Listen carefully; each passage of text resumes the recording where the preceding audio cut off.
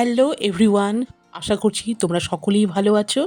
আর মিনা কিচেনে তোমাদের সবাইকে ওয়েলকাম। সো গাইজ, আজকে আমি তোমাদেরকে বাঁধাকপির টিক্কির এই রেসিপিটা শেয়ার করব।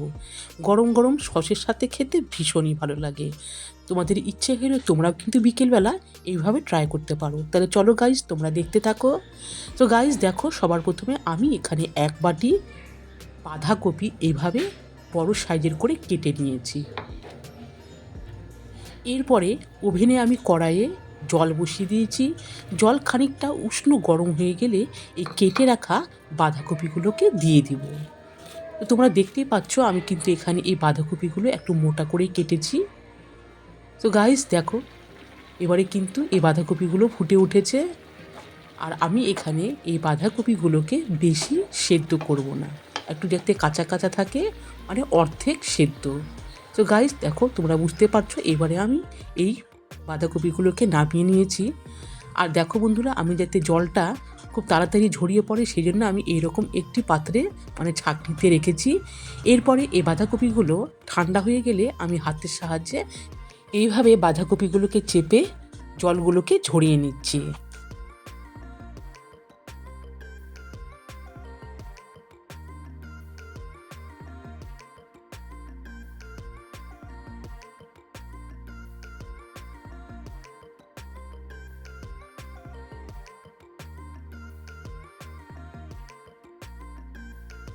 দেখো বন্ধুরা, আমি একটি পাত্রে এই বাঁধাকপিগুলোকে এভাবে রাখলাম, আর তার সাথে দিয়ে দিলাম দুটো বড় সাইজের সেদ্ধ আলু।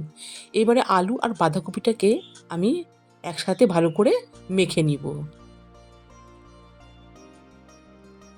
আলু আর বাঁধাকপি একসাথে মাখানোর পর এতে আমি এখন দিয়ে দিচ্ছি স্বাদ অনুযায়ী লবণ,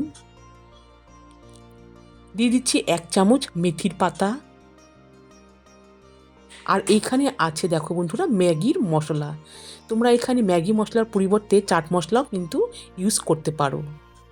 এরপরে আমি দিয়ে দিচ্ছি সামান্য পরিমাণে গরম মশলার গুঁড়ো, আর এইখানে আছে বিস্কুটের গুঁড়ো, আর তার সাথে দিয়ে দিচ্ছি এখানে আমি 2 চামচ কর্নফ্লাওয়ার। সো গাইস দেখো, আমি সব উপকরণই দিয়ে দিলাম। এইবারে এখন সব উপকরণ দিয়ে হাতের সাহায্যে আমি ভালো করে মেখে নিচ্ছি। তাহলে এখানেও আমার এটা মাখা হয়ে গেল। এরপরে আমি 2 হাতে সামান্য তেল মেখে নিলাম যাতে এই ডোটা করতে আমার সুবিধা হয়। এখন আমি ছোট্ট ছোট্ট গোলাকার করে, টিক্কির আকারে গোলাকার করে আমি এখন এগুলোকে তেলে ভেজে নিব।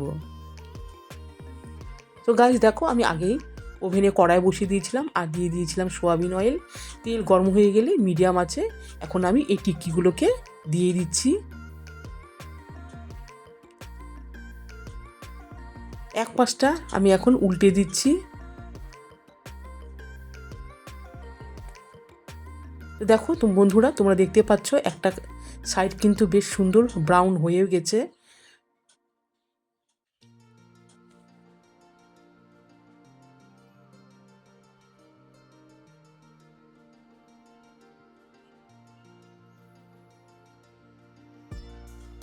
এবারে আমি এগুলোকে একটা একটা করে তুলে নিব, আর এগুলো বেশি কড়া করে না ভাজলেও চলবে। দেখো বন্ধুরা, এরপরে আমি এগুলোকে এখন তুলে নিচ্ছি। এরপরে বাদবাকি যেগুলো আছে ঠিক সেইভাবে আমি এখন ভেজে তুলে নিব।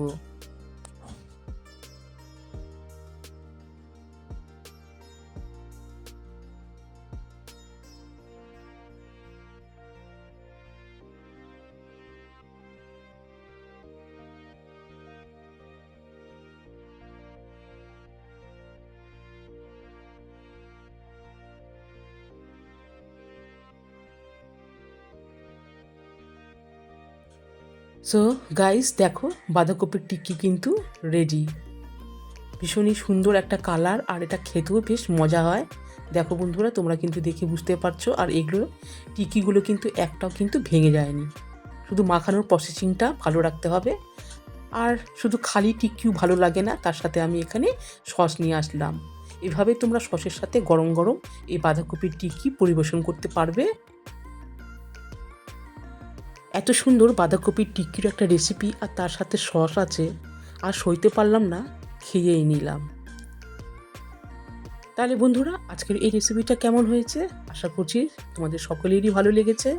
আর কমেন্ট করো, না হলে তো বুঝতে পারবো না আমার আজকের এই রেসিপিটা কেমন হয়েছে। আর নিউ ফ্রেন্ডস, প্লিজ যারা এখনও আমার চ্যানেলটিকে সাবস্ক্রাইব করোনি, সাবস্ক্রাইব করার অনুরোধ রইল। আর প্লিজ বেশি বেশি করে আমার এই চ্যানেলটিকে তোমরা শেয়ার করে দিও। আজ আসছি, সবাই ভালো থেকো, সুস্থ থেকো।